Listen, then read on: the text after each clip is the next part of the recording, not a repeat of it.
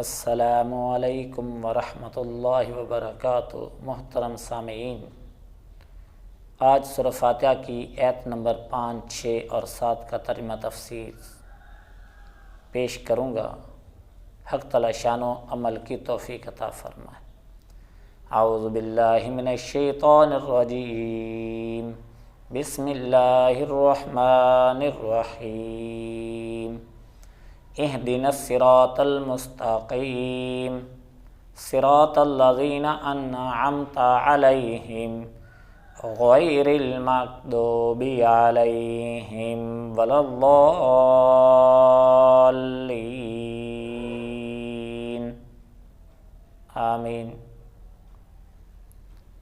ترجمہ ان آیات کا یہ ہے کہ اے اللہ ہمیں سیدھا راستہ دکھا، راستہ ان لوگوں کا جن پر تو نے انعام کیا، نہ کہ ان لوگوں کا راستہ جن پر تیرا غضب نازل ہوا، اور نہ گمراہ لوگوں کا۔ اس صورت کے اندر حق تعالی شانوں نے دعا کرنے کا طریقہ سکھلایا کہ شروع والی 3 آیات میں حق تعالی شانوں کی حمد و ثنا ہے۔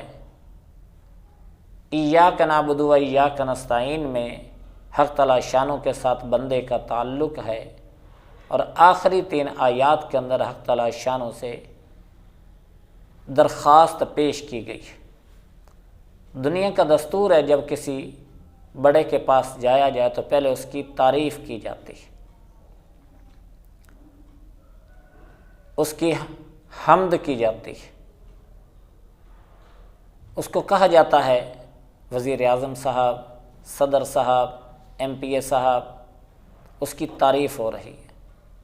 آپ ہمارے علاقے کے بڑے چودھری ہیں، بڑے ناظم ہیں، آپ کے ہمارے اوپر احسانات ہیں۔ تعریف کرنے کے بعد پھر اس کے ساتھ جو تعلق ہوتا ہے وہ بتایا جاتا ہے کہ آپ ہمارے علاقے میں آتے ہیں تو میرے ابا جی کے ساتھ آپ کے بڑے گہرے تعلق ہیں، اٹھنا اور بیٹھنا ہے، ہمارا ایک دوسرے کے گھروں میں آنا اور جانا ہے۔ پھر اس تعلق کے بتانے کے بعد پھر وہ آدمی کہتا ہے کہ اچھا برخوردار، آپ ہمارے پاس آئے ہیں، بتائیے کس غرض سے آئے، کس مقصد کے لیے آئے، تیرا کون سا کام ہے۔ پھر آدمی اپنا کام اس کو بتلاتا۔ یہی انداز ان آیات میں حق تعالی شانوں نے اختیار فرمایا کہ شروع والی 3 آیات میں حق تعالی شانوں نے اپنی تعریف بتائی۔ الحمدللہ رب العالمین، تمام تعریفیں اللہ کے لیے کہ اللہ کی تعریف کریں۔ الرحمن الرحیم، بڑا مہربان، نہایت رحم کرنے والا۔ مالک یوم الدین، بدلے کے دن کا مالک۔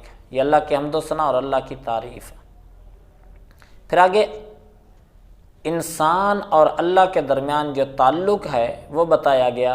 ایاک نعبد و ایاک نستعین میں، اے اللہ ہم تیری ہی بندگی کرتے ہیں، عبادت کرتے ہیں، اور تجھ ہی سے مدد کو چاہتے ہیں، مدد کو مانگتے ہیں۔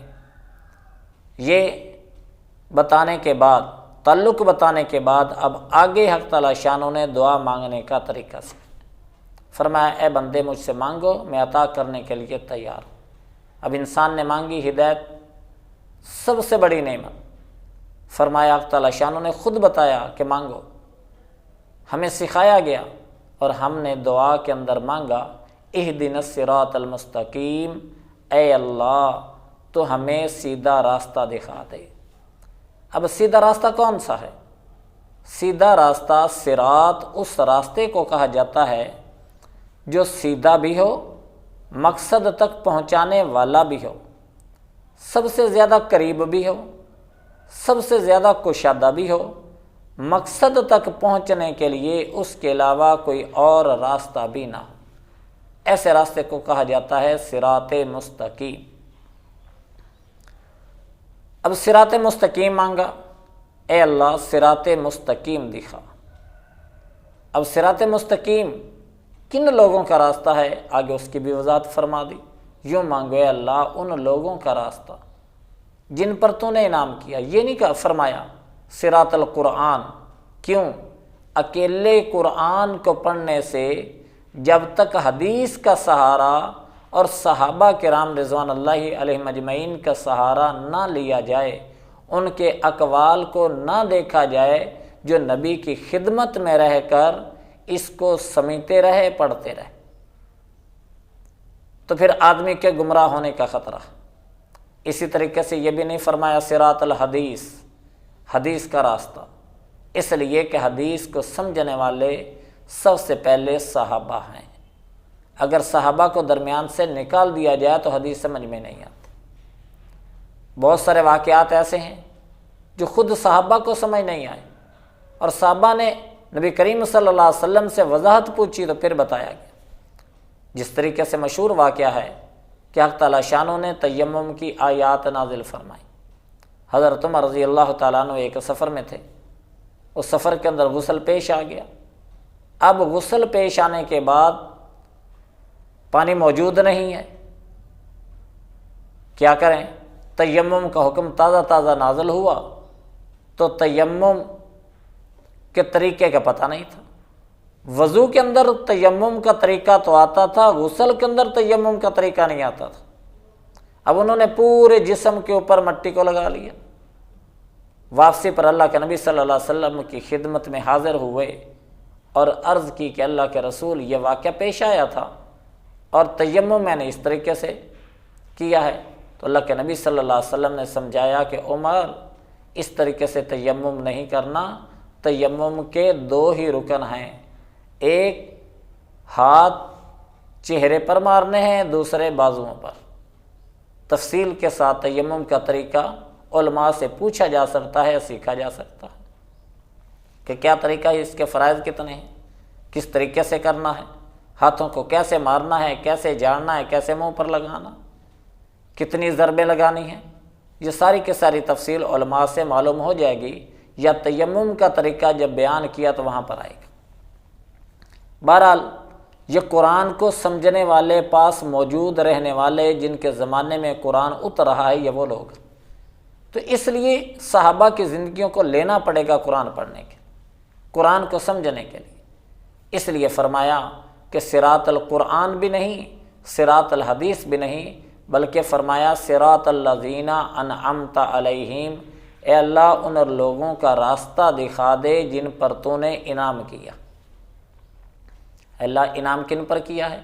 انعم اللہ علیہم من النبیین والصدیقین والشہداء والصالحین، یہ قرآن کریم میں دوسرے مقام پر فرما دیا کہ اللہ نے انعام کیا انبیاء کے اوپر، صدیقین کے اوپر، شہداء کے اوپر، صالحین کے اوپر۔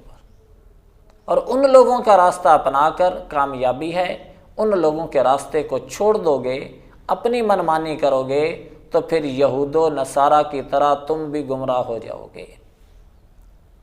یہود و نصارہ کے پاس کتابیں تھیں، تورات، انجیل ان کے پاس تھی، پڑھتے بھی تھے، عمل بھی کرتے تھے، لیکن آہستہ آہستہ آہستہ آہستہ پیچھے ہٹتے گئے اور گمراہ ہوتے چلے گئے۔ اس لیے فرمایا غیر المغضوبی، غیر المغضوب کے اندر یہودیوں سے کے راستے کو اختیار نہ کرنے کا حکم ہے۔ اے اللہ ان لوگوں کا راستہ نہیں جو گمراہ ہوئے، یعنی اس سے مراد یہودیوں کا راستہ نہیں، والضالین، اور نہ ان لوگوں کا راستہ جو گمراہ ہو گئے۔ پہلے لوگ جن پر غضب نازل ہوا، دوسرے لوگ جو گمراہ ہو گئے، اس سے مراد عیسائیت ہے۔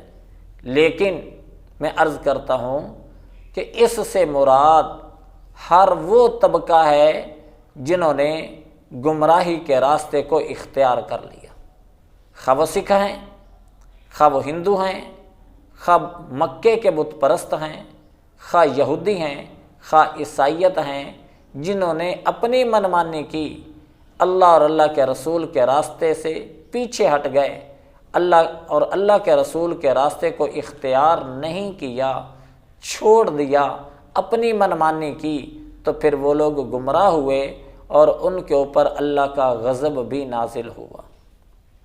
جیسے فرعون نے موسیٰ علیہ السلام کی بات کو نہیں مانا، اللہ کا غضب نازل ہوا اور وہ پانی کے اندر غرق کر دیا گیا۔ قوم سمود نے وقت کے نبی حضرت صالح علیہ السلام کی بات کو نہیں مانا، نبی کے طریقے کو اختیار نہیں کیا، راستے سے بھٹکے، اللہ کا غضب نازل ہوا، ایک چیخ سے ہلاک کر دیے گئے۔ قوم عاد وقت کے نبی حضرت ہود علیہ السلام کی بات کو نہیں ماننا، راستے سے بھٹکے، گمراہ ہوئے، اور حق تعالی شانوں نے ان کے اوپر اپنا غضب نازل کیا، تیز ہوا چلائی جو 7 دن اور 8 راتیں چلتی رہی۔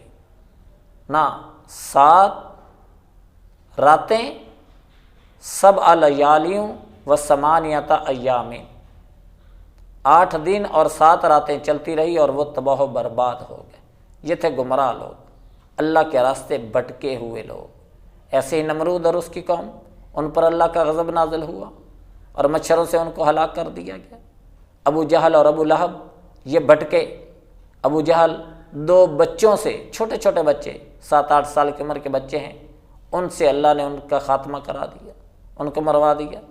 تو یہ گمراہ لوگوں کا راستہ بھی ہمیں نہیں چاہیے، اور جن پر اللہ تیرا غضب نازل ہوا ان لوگوں کا راستہ بھی ہمیں نہیں چاہیے۔